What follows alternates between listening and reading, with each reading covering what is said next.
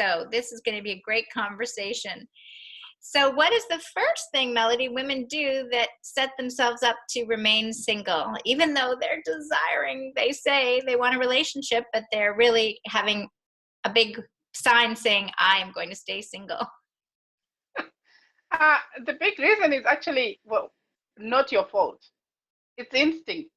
It's because before we used to need men to survive. We used to need their muscular structure and strength and to survive. We also needed them to provide food for us. When we went into the industrial revolution, where men went to work and women stayed at home, we still needed them to survive.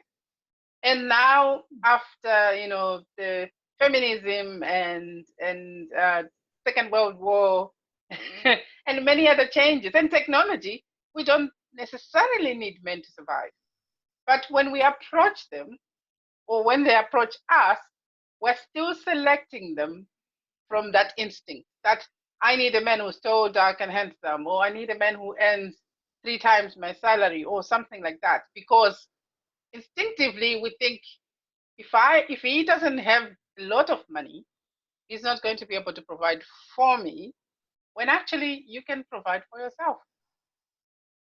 So okay, so what I heard you say there in a kind of in a round was, because women are so capable right now. Yes. In this time and generation, we are unstoppable. We can do it all. We just need a sperm donated and then we can create. So, yes. So since we can do it all, we are basically still looking for somebody who we think can earn more money, or like, because that's just, to me, that's just a little too basic. Because yes, it's more instinct, really. It's not something we think about. It's more when men approach us, we are looking at what do they have that's going to provide for me, instead of what is he willing to give me and what am I willing to give him, so that we can have a partnership. So if I'm looking at him, you're saying instinctively women are looking at men and going, what can you provide for me? The answer is nothing that I can't get myself, including the sperm. Right? So therefore, I'm basically saying there's no relationship, because that's what I'm setting myself up for, to be single? Yes, because then we think, sure, I don't need a man in my life. I'm going to give you an example. Yes. When I was growing up, I am a perfect example of, actually, this was taught to me by both my parents, because both of them, in different ways, told me that if I had a good education, if I had a great job, if I could provide for myself, then I didn't really need a man in my life. Right. And for a long time, that's what I believed. So when I finally, by chance, met somebody, I fell in love with him, and we started living together, my go-to was that I'm efficient. I can do everything for myself. I don't really need him to do anything for me. I never thought about the fact that he also needs to feel like he's important in my life. He can contribute to my life. He's an important part of the partnership. I just thought about what I needed. And I think for a lot of women, that's what we do. We get into relationships and we think, I need to show a man I can be as efficient as he is, or I can do as much as he can. And now it's a competition. It's not a partnership. So in the past, okay, so I could see this conversation can be a little prickly for some people. I know. I definitely get that. Yeah. So in the past, when there was like women roles and men roles, you sort of knew what you were looking for. You wanted a man to take care of you, to provide for you. So you were looking for someone that was stable or capable, blah, blah, blah, blah. And now, so we still sort of are wired to do that, Mm-hmm. But yet we know, because we have the latest software update, that we are totally capable and we don't need them to do those things. Yes. There's like a breakdown in our wiring system. So Yes. we are being wanting to be attracted to someone who we think can provide, and immediately we're kind of judging them and going, we don't need you. Yeah.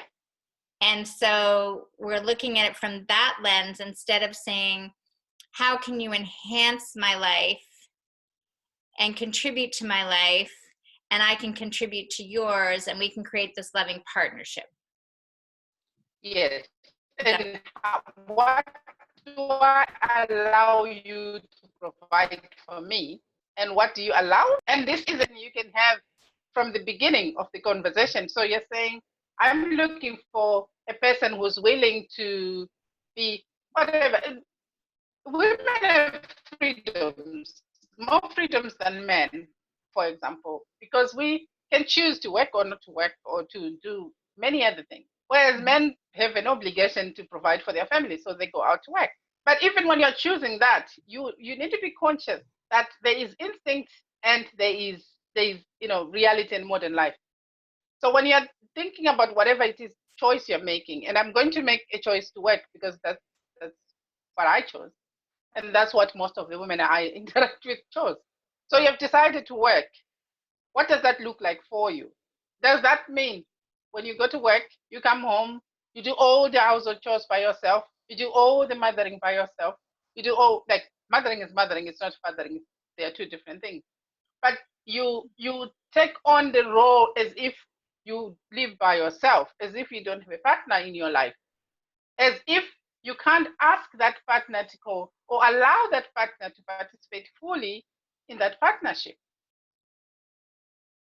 So I think this goes then to what you've said before in different ways. So, we've communicated, and this is why we have to keep saying it over and over again, is that if you are capable of doing everything and you do everything, there's no room for the man to participate in the relationship.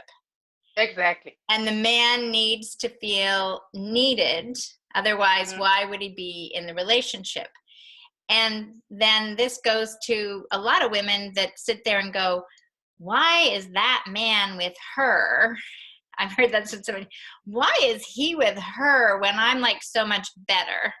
And he's with her because he feels needed and appreciated and respected, where the woman that has it all together doesn't have room or hasn't allowed that room, even though the desire in her heart is to have a relationship. Yes, and that's why you find a lot of professional women tend to choose to be single, not necessarily consciously. Sometimes people say, oh, sure, I'm happy. I've got everything that I need.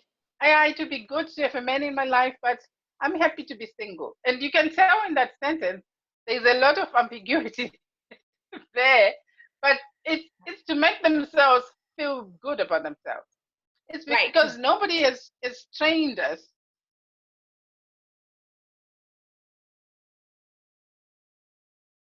Melody, did I lose you?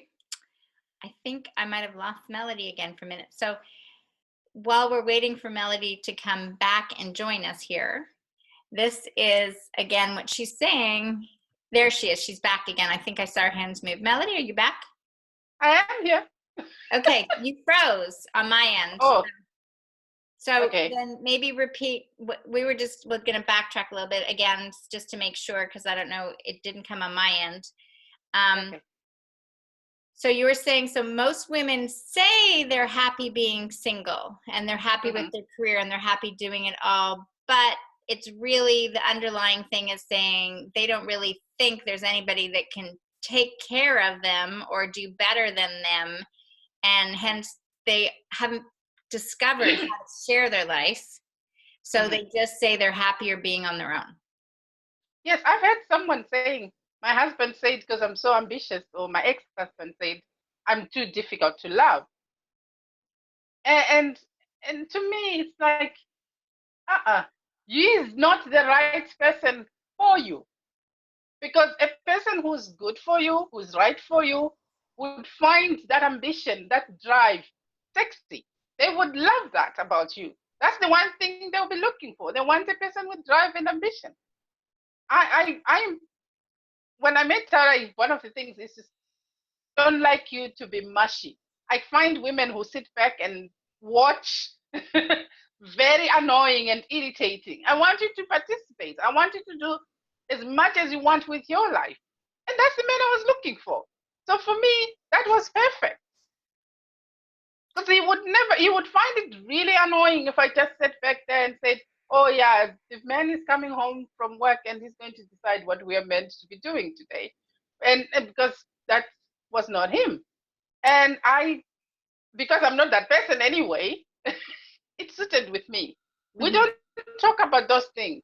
We don't mention those things at the beginning of our relationships because we are afraid of rejection. Again, it's instinct. If I don't say what I really need from a relationship, then in the meantime, when we are together, I can fix him or control him or trick him into doing the things I want him to do. And you are setting yourself up for frustration and unhappiness when you do that.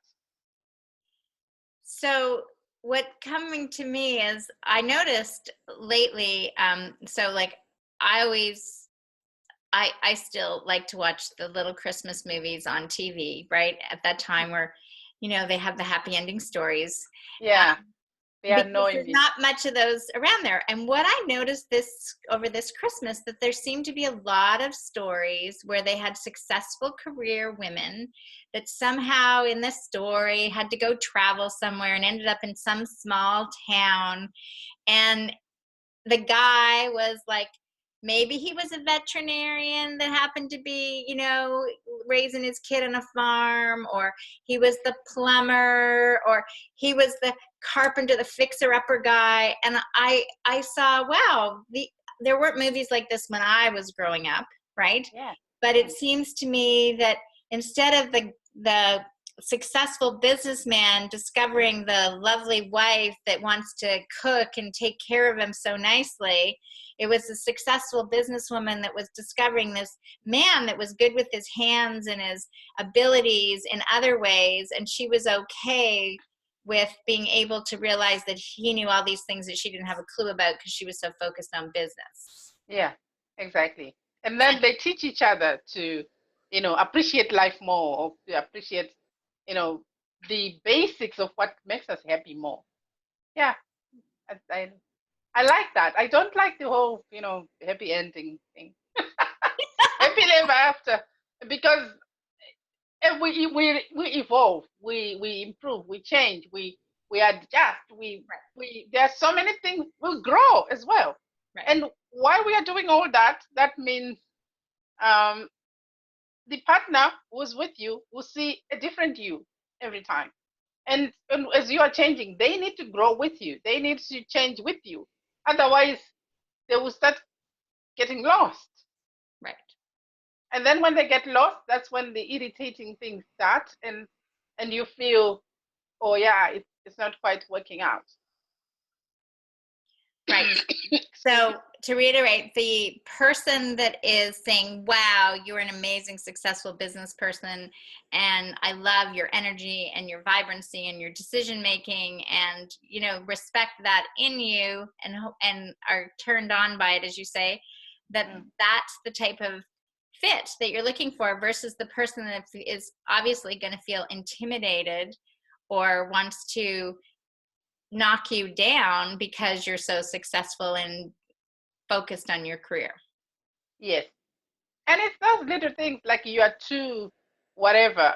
Because when a person is saying you're too driven, too whatever, it means they find that either intimidating or unattractive.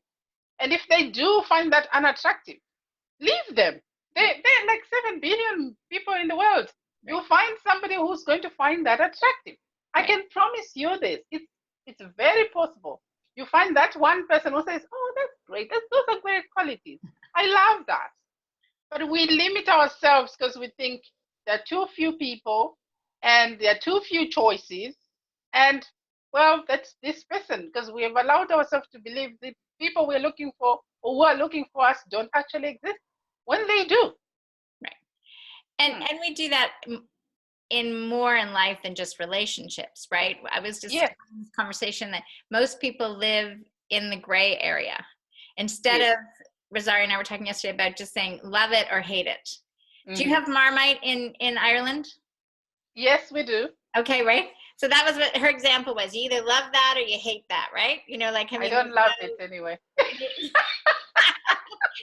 no, and but that's the idea, is in everything in life, is if you feel you have to settle, Mm, right? If you feel like there's somehow you're settling and that you really aren't comfortable with it, it's different than coming together with a win-win compromise, right? Like in that sense that you really are both getting something out of it.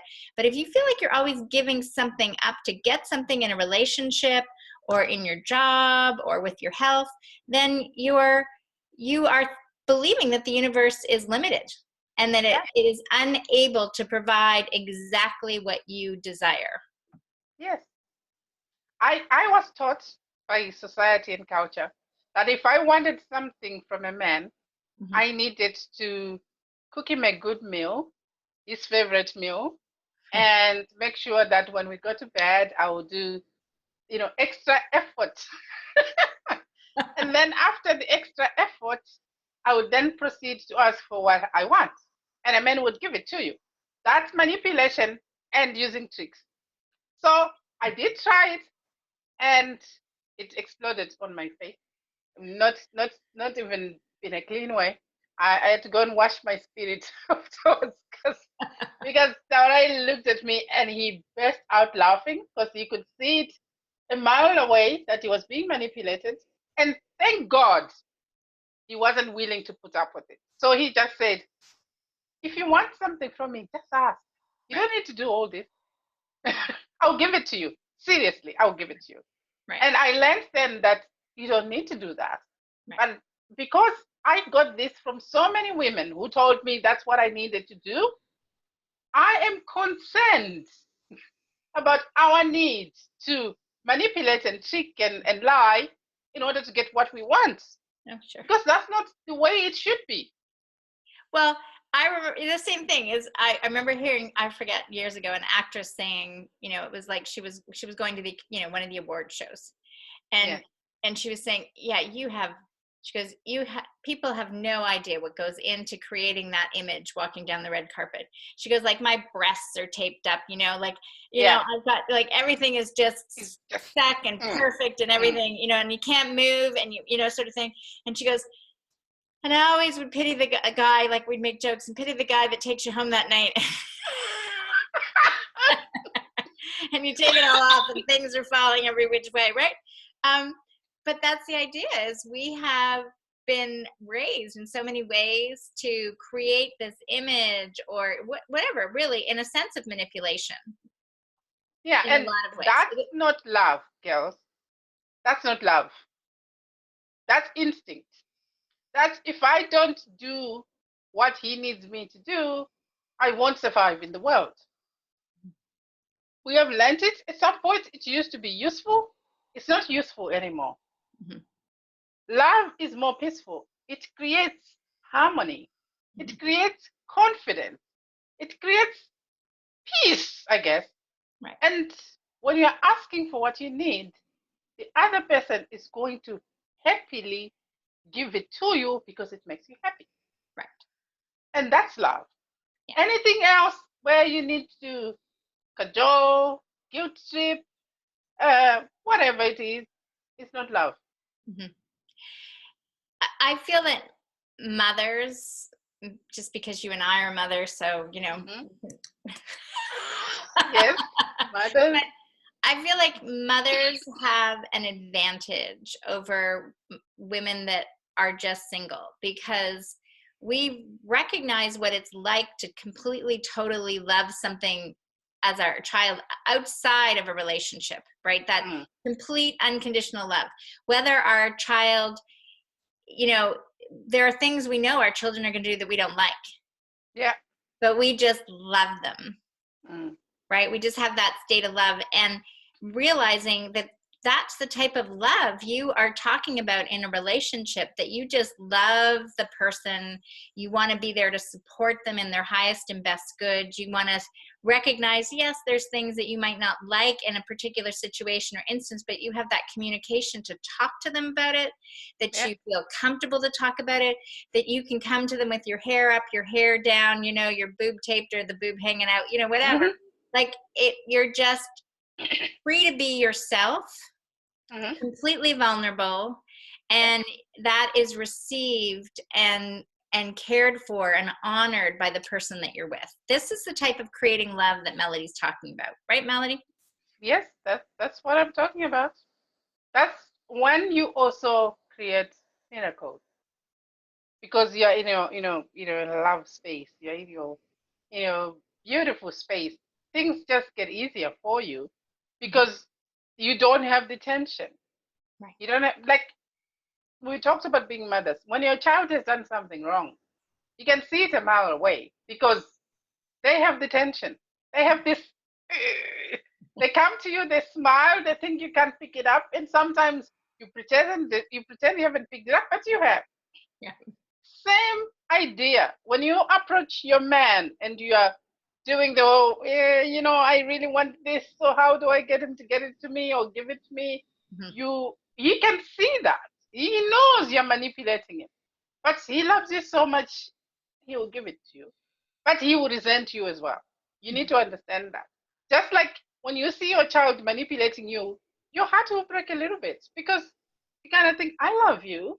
Yeah. Why can't you trust me to give you what you need without needing to manipulate me? Mhm. So when you make a decision to choose somebody, choose the person who is most willing to give you what you need, so that you don't have the need to manipulate them into giving you what you need, So I so think that you can that's have more next. joy. I think that's really next week's conversation of how to identify what women really need, because I think maybe now they're realizing, wow, it is something about them, Hmm. but they're like, where do I begin? What do I need? If I don't need a man to take care of me, Yeah. right? Mm. Then what do I need him for? Oh, isn't that interesting? Oh, yeah. What do we need men for, huh? Right? So that's Right. going to be the hot topic for next week, right? What Mm. do you really need a man for? And what is like, because, yeah, I'm wondering. Well, I know what we need men for, but we'll talk about that next week. It's Okay. going to be fun. Looking forward to it. Okay. Thanks for being here. Mwah. Thank you so much, Jacqueline. Love you. Bye. Love you too. Bye.